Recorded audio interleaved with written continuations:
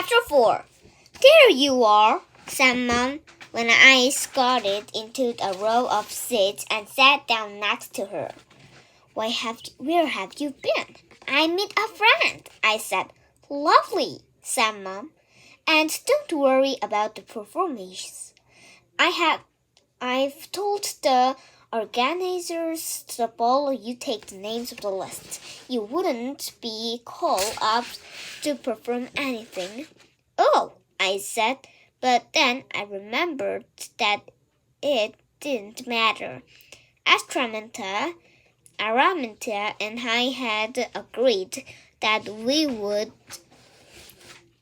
both go up with one of our names was called, whichever one was called first. I decided not to tell Mom and Dad. It would be a nice surprise for them. Granny and Grandpa will be a bit disappointed, whispered Mom as a gust of the wind blew through the ballroom, blowing out of the candles above our hands. But I told them you would do a special little show for the next time we visit. Just then the orchestra started up into the bright light shone out into the stage. A very distinguished-looking vampire with a tiny mustache came prancing into the view. Welcome, he said gently, to the annual vampire ball. There will be a chill form for the edition. How wonderful to see many bright white fangs shining back to me. To collaborate to the blood moon tonight. Our little vampires are going to put on a show for us. We will see just how talented they all are. And there will be a few prizes for the best performance. So, without a further ado, here for a first act, introing Nicholas Starfang, which is St. Corazon Flying Bat. There was another big cheer. Woo! And the vampire was about my age, walked confidently out into the stage, holding a tall wire cage. He opened a door from the cage, and a bat fluttered out into the air and arranged themselves into the circles about Nicholas's hand.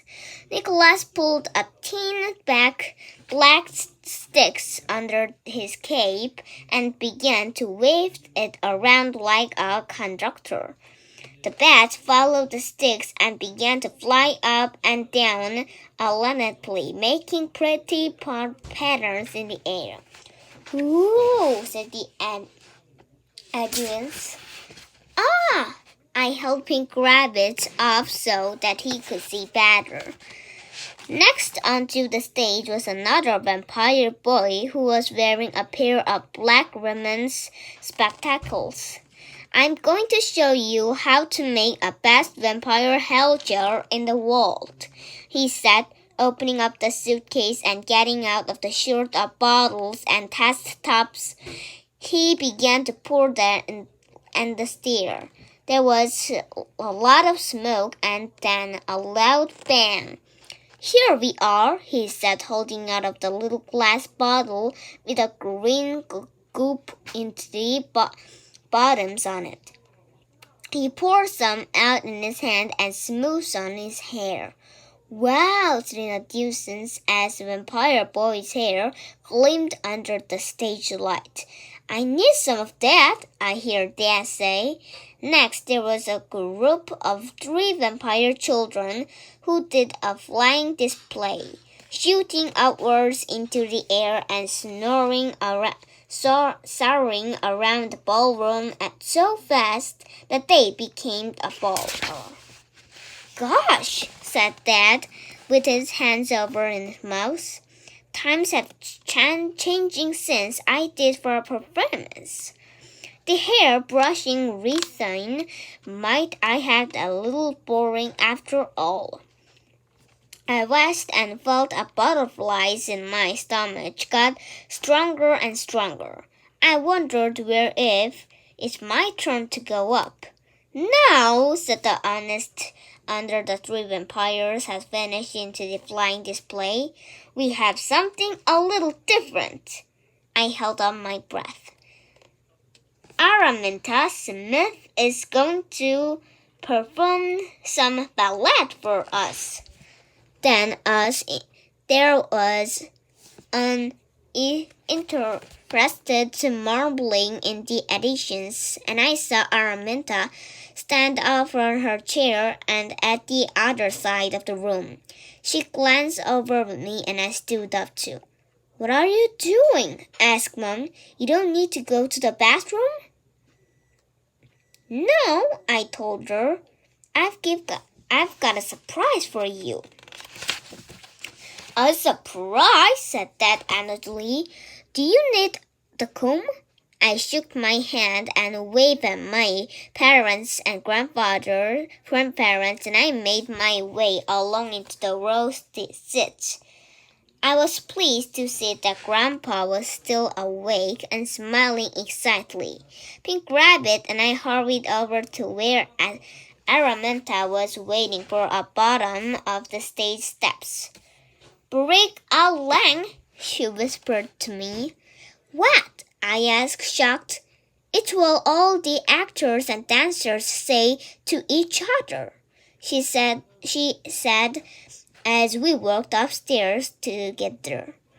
It means good luck. All right, I said. I hope you break a leg too then.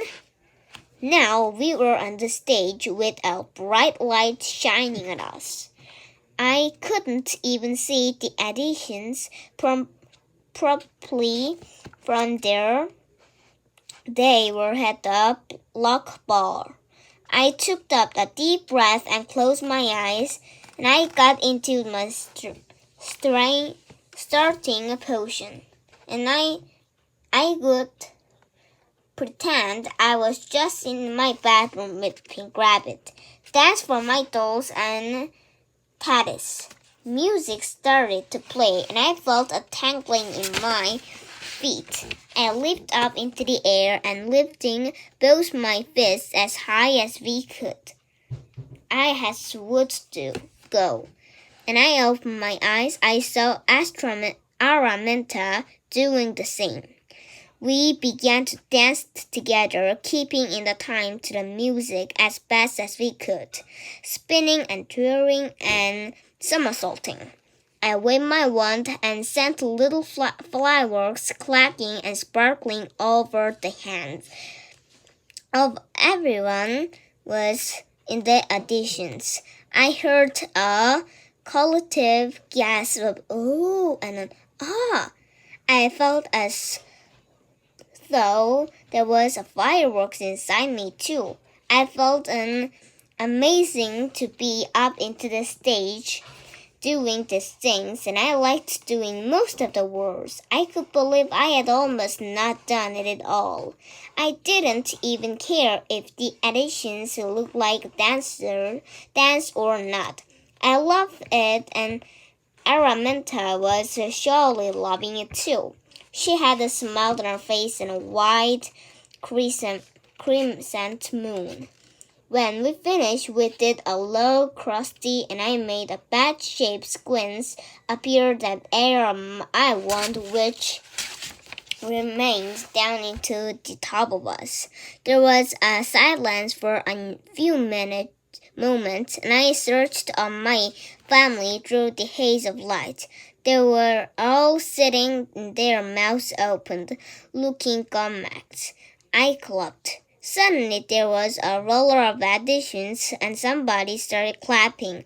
Some vampires even stood up. We did it, said Araminta blissfully and hugged Pink Rabbit and me. Thank you, boomed a host's voice from the microphone, and he come walking back onto the stage. What an interesting and unusual performance. Araminta and I couldn't stop smiling. Together we stepped back down off the stage, and I ran over to where Mom and Dad and my grandparents were sitting. Mom's mouth was still hanging open, and she was staring at me. "Wow, Isadora!" she said. "Just wow."